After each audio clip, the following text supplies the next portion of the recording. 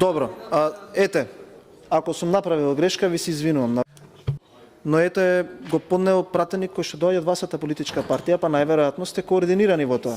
И прво што треба да ми одговорите, дали вие се согласувате со таквиот поднесен амандман, затоа што јас се согласувам со таквиот поднесен амандман.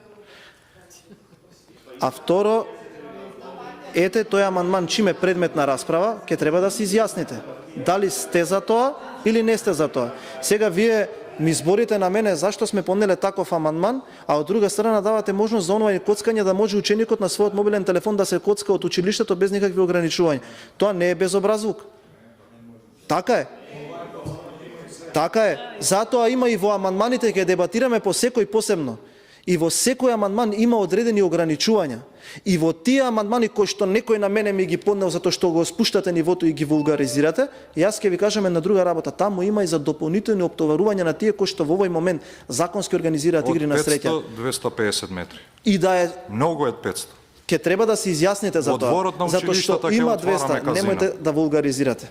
Ве молам, немојте да вулгаризирате. Треба да одговорите на сите тие наслови кои што ви беа прочитани од собраниската говорница. Благодарам. Дали братучетката на Артан Груби и такви слични на него и пратеници на имаат собствеништво во лиценците кои што се доделени од државната нотарија водени од кадар на вашата партија е позагрижувачко прашање на кое што вие ќе треба да одговорите. А сега поставив прашање и очекувам колешката да ми одговори.